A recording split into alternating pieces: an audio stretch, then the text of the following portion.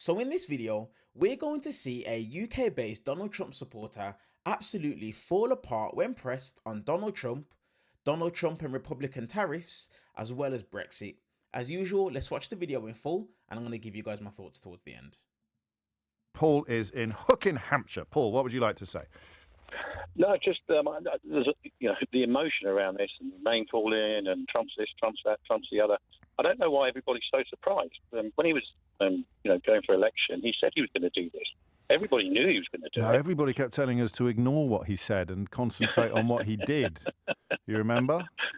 I do, but again, we've got short memories. When he was, in his first term, he said he would do a number of things, and he did. Well, he did. He said he was going to end the war in Ukraine on day one. He said the stock market would go up and he'd make everyone richer. You now have the Swiss investment bank UBS, widely regarded as a leader in this field, predicting an inevitable recession with growth, GDP. We'll see. We'll see in time, but, this happened 2 days ago.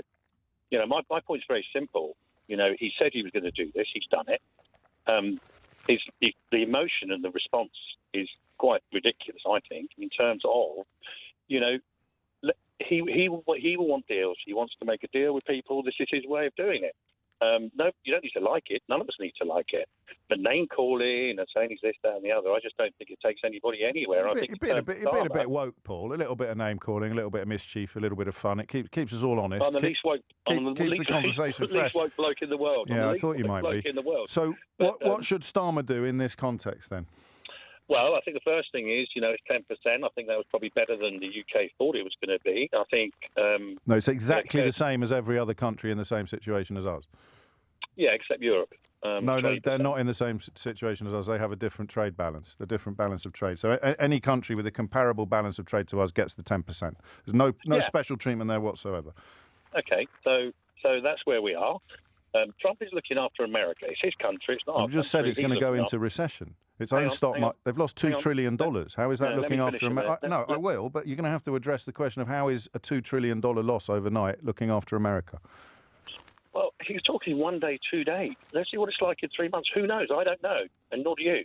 And nor does anybody else. You just said he's looking after America, and I've just said he's just lost trillions of dollars. So in the context, so in the context of now, he's hitting America really, really hard. But at some unspecified point in the future, things might go really well. Did you vote for Brexit? Pardon? Did you vote for Brexit? I did. Yeah. And this was the same argument we heard then. Well, no, but Starmer is the leader of Britain. Hang on, Starmer's the leader of Britain. Because we are on our own, he can decide what the government decides to do in response to these tariffs. Now, he can retaliate. That's up to him. He's our leader. Yeah, he needs to look after Britain. Yeah, that's his country. And the Swiss need to look after the Swiss, etc., etc. And it all goes around like that. Yes. Because that's what Trump's doing. So what do you think looking after Britain would look like? And you can't keep saying that Trump is looking after America because he's just tanked trillions of dollars from the American economy. They've laid off car workers in America temporarily as a direct result of the impacts his tariffs will have upon their overseas operations. But you knew that. Well, I know that, but I think, Rome isn't built in 2 days, and nor's a response. We're talking about 2 days. But this is Brexit again. Yeah, but you're talking 2 days. But I'm talking $2 trillion. You know the market's probably better than I do. When's the last time $2 trillion were lost overnight? US stocks plunged. I have no idea.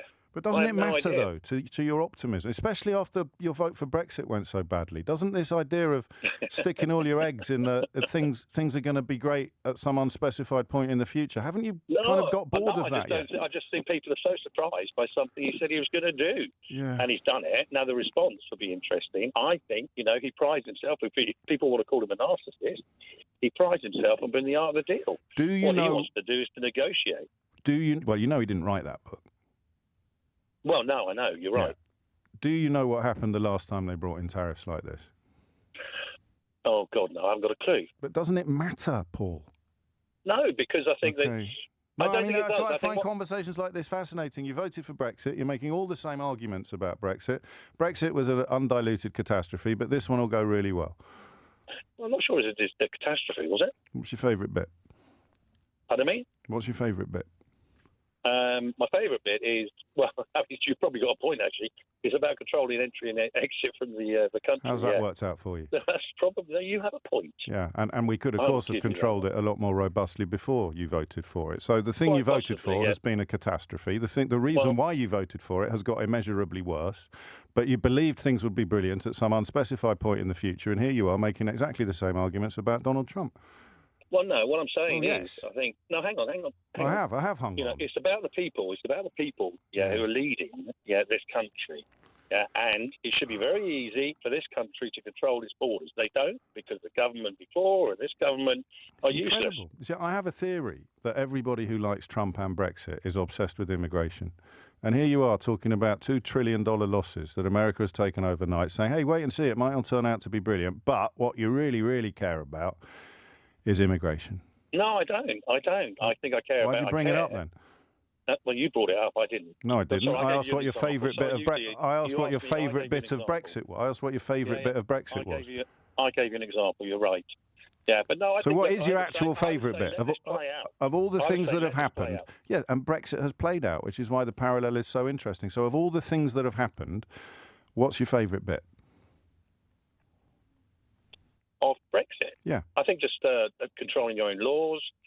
Which ones do we control now that we didn't control before? There's a lot now that we're not impacted by the EU that we were. I didn't like being dictated to by Brussels as a country. On what? Well, whatever the silly laws came out of them. Go on, then, give me one. Give me one. Oh, come on, there were loads. I can't think of one, but you can, because you know that there are loads. Go on, give me one.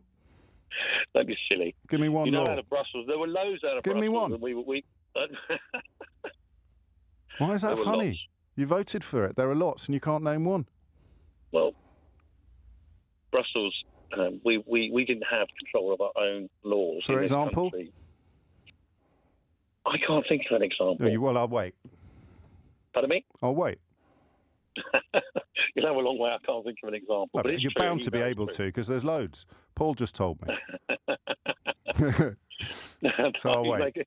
You're very good, but no. No, I'm not. I just care about facts. Anyway, we're not talking about Brexit. No, I am. I'm waiting now. You're waiting. The economy, let's wait and see. No, tell me the thing that's gone really well. You said the law that you're pleased about.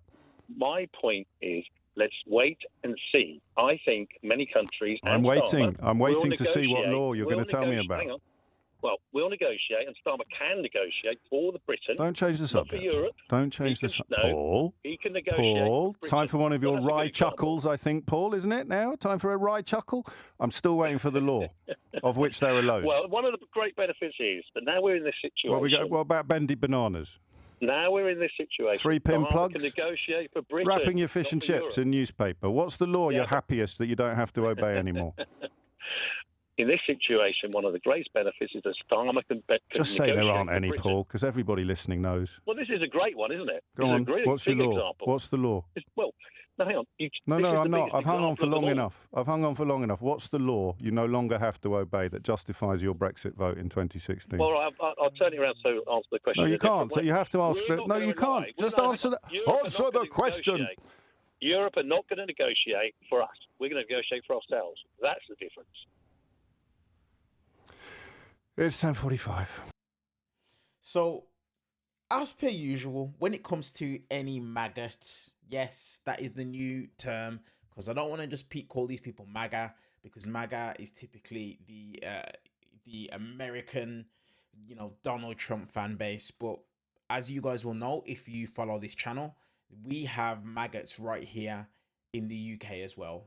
And the reason as to why is because one of the things you have to understand about a lot of these people that are on the right, these maggots, they don't know any policy. They don't know any law. They don't have any actual talking points. All it is they like the rhetoric from certain individuals. That's the reason as to why when they're consistently pressed, they fall apart. They have absolutely no answer to the questions that it is that the presenter will put to them. That's the reason as to why it is that these people fall apart. Now, I need to know and I need to understand, and I want you guys to help me out in the comment section below this video. What do these people see that myself and you don't when it comes to these tariffs? What is it that they see when it comes to these tariffs and blindly following and believing in what it is that Donald Trump is saying? You see, we had a similar situation right here in the UK when it came to Brexit. A lot of lies were told and a lot of convincing campaigning was done to convince the British people that Brexit was going to be worthwhile for us. And to this very day, I filmed this video the 7th of April 2025, and we are yet to see an out and out positive of Brexit. It's also interesting that when you're speaking to a lot of these maggots and people from MAGA, they will throw claims out such as, it was good to leave Brexit so we've got control of our own rules and stuff like that. Then when asked and pressed about the rules that it is that we had to follow when we was part of the European Union versus now, they have no answer, no question to any of them, no facts, none whatsoever. The reality is, people like Paul who called in, it's not about, whether tariffs are good or whether they're bad. It's not about whether Brexit is good or whether it's bad. Typically, what it is that you find is that they follow someone like Donald Trump. Why? Because he doesn't like black or brown people coming into their country. And that's why you have people like Paul that voted for Brexit that will blindly follow everything that it is that Donald Trump says, purely because Paul voted for Brexit, not because he knows any facts about Brexit. We saw in the video he had absolutely no clue, but he voted for Brexit because he believed that us doing that was going to be the thing that would stop immigrants coming to Britain. And that's the issue that it is that we have here. This guy was so flustered and struggling that he forgot a point that it is that he made and said James O'Brien made it, and then had to double back and admit live on national radio, you're right, I did make that point, and apologize. The reality is this, like I said, the majority of maggots, UK and US, don't know anything about policy. They don't know anything about laws. All it is that they just follow certain talking points.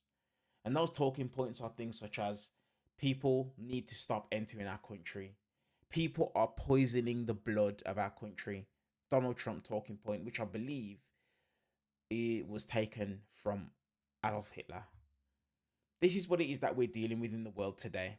And these are the reasons and the type of people that are putting people like a Donald Trump in power and impacting every single other individual that's out there because of the fact that they're uneducated. And let's just have it right, there's probably an element of racism when it comes to them. As usual, guys, I want to know your thoughts in the comment section below this video. Feel free to drop your thoughts and your ideas down there. I'm intrigued to see what your thoughts are. If you're brand new to the channel, hit that subscribe button. I'd appreciate you guys. I want to see you guys as part of the family. Turn on the bell notification so you get notified every time I upload a brand new video. And last but not least, hit that thumbs up and let's get this video in front of as many people as possible. Let me know your thoughts in the comment section below. And I'll see you guys in the next one.